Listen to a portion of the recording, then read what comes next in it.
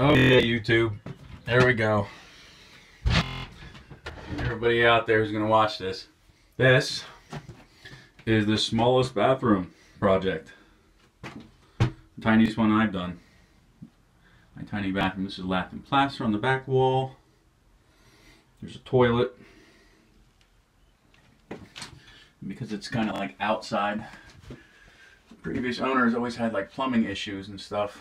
And they ran along here and straight down here. And it went down into that hole which I stuffed. It's really hard to tell with it. There's like a hole there. It's bad lighting. Okay, so there's a hole. And it ran into a cold spot right along the foundation. It would freeze back all the way up. So I changed it. So I put a 90 there with that special fitting that I have that goes from copper to PVC, not the regular 3-inch to 3-inch fern coat. It's a special one. Okay, so I went along there, through there, and it goes straight down under the floor and back to where that went. Anyway, back to the main project here. After I rerouted the pipe so we can have some room, here's a 4-foot level, and I cannot put it across from wall to wall because it is only 43 inches from side to side here, and just under, I don't know, under 6 feet lengthwise. So here's my ladder. And this is all framed out, ready. Here's the old light. Gonna swap that out. And let's see. This is the doorway. I think I'm gonna keep this actually. This goes to the outside. That means that this wasn't originally a bathroom. So the doorway, here's the toilet, and here's where I'm installing this little radiator. Is going to go right in front of my foot on that wall. I'm going to put a pocket door in there. I'm going to try and,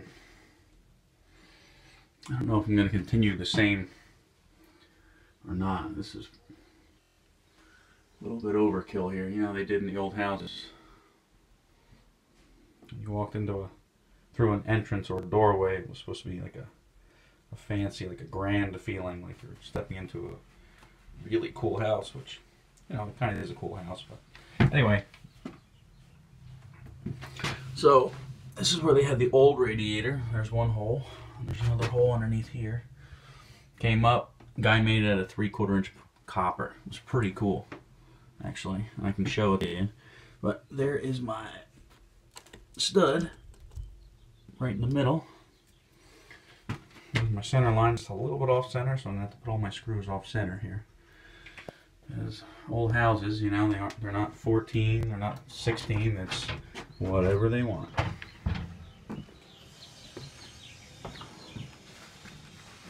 So here's the old radiator that was in there. Okay, it's all copper.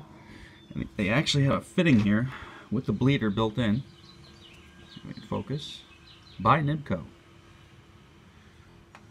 There's the valve. That's where it went down on the floor. And I originally tried to fix this, but it was a heck of a thing here. Ice made it expand, which is why I got into the whole moving the pipe thing, because I realized how cold it gets in there.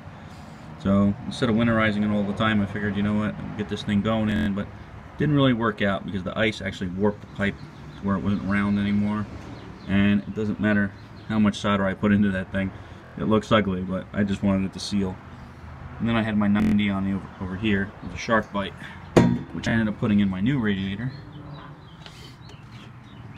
And here's my drawings for the radiator ends and fittings.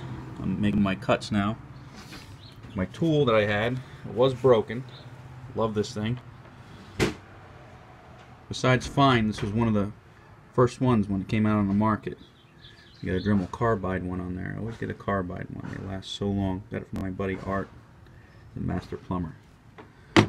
So it's got 6 speeds on it. I'm on 5 right now. Focus. There we go.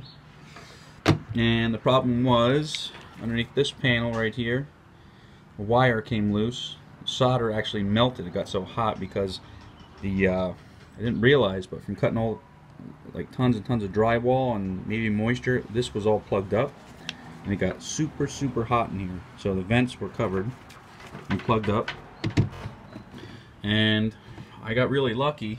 It was just the main power coming in, and it was just a spade terminal.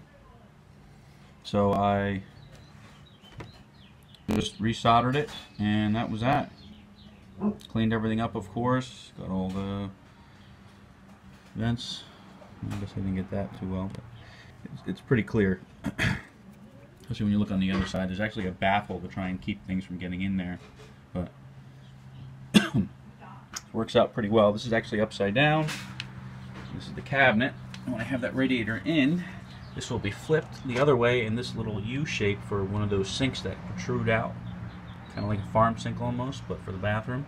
That's actually going to be covered with some screening. And that's going to be my vent for the radiator, so that the heat can come out. Back's going to be open, of course, because that's just the way it is. And I think that's it. I'll be making more as I go. Later.